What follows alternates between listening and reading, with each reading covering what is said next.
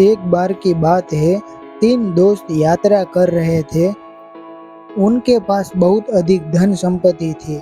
वे अपने साथ सोने के सिक्के और आभूषण रखा करते थे। उनकी सेवा के लिए उनके पास अपनी सेना भी थी। जब वे अपने गंतव्य की ओर जा रहे थे, तो वे एक गांव से होकर गुजरे। गांव के लोग बहुत गरीब लग रहे थे। उनके पास पहनने के लिए पर्याप्त कपड़े भी नहीं थे। उन्होंने फटे हुए कपड़े पहने थे। साथ ही बच्चे और बड़े लोग बहुत दुबले पतले और गंभीर रूप से कुपोषित दिखाई दिए। उनकी हालत देखकर तीनों अमीरों को दुख हुआ। उनमें से एक शख्स खुद को उनकी मदद करने से नहीं रोक सका। वह अचानक अपनी कार से बाहर आ गए। फिर उसने अपने पास मौजूद सभी सोने के सिक्के और गहने गांव वालों को बांट दिए। फिर उन्होंने उनके साथ भाग्य के लिए प्रार्थना की और चले गए। दूसरा व्यक्ति भी वहां गया। उनकी दयनीय हालत देखकर उनकी आंखें में आंसू आ गए। उसने सोचा कि सोने और गहनों का गांव वालों के लिए कोई उपयोग नहीं है, इसलिए उन्होंने अपना सारा खाना और पेय पदार्थ गांव वालों के साथ समान रूप से साझा किया। उसे बहुत गर्व महसूस हुआ, क्योंकि उसने सोचा कि उसने गांव वालों को कुछ ऐसा भोजन दिया है जो कम से कम कुछ दिनों के लिए चल सकता है। फिर वह अपने दोस्तों के पास लौट गया।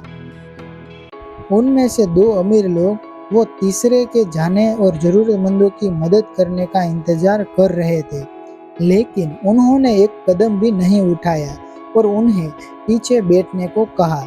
इससे उन्हें आश्चर्य हुआ। दोनों ने सोचा कि यह इतना क्रूर है।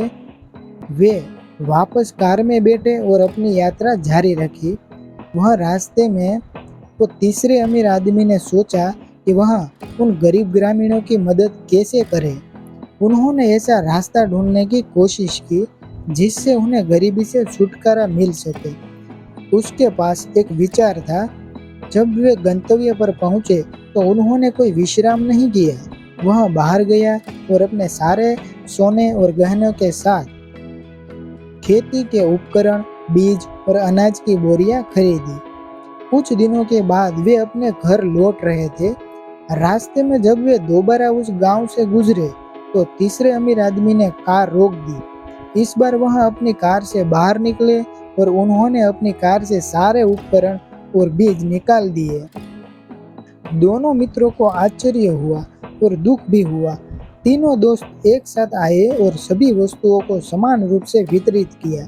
उन्होंने उच्च गुणवत्ता वाली फसलें प्राप्त करने के लिए सर्वोत्तम प्रथाओं को भी साझा किया।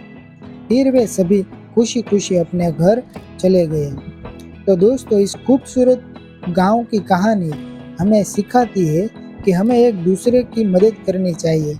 हालांकि पैसों और भौतिक चीजें व्यक्ति को खुशी से जीवन जीने की मदद तो करती है, लेकिन वे प्रकृति में अस्थायी है। किसी व्यक्ति को जीवन में व्यवस्थित होने में मदद करने के लिए हमें उसे अपनी जीविका कमाने का रास्ता ढूंढने में मदद करनी चाहिए, और बहुमूल्य अनुभव और समय भी साझा करने से वह बेहतर हो जाता है। तो दोस्तों, यह स्टोरी अच्छी लगी हो तो वीडियो को लाइक करें और चैनल को सब्सक्राइब करें। धन्यवाद।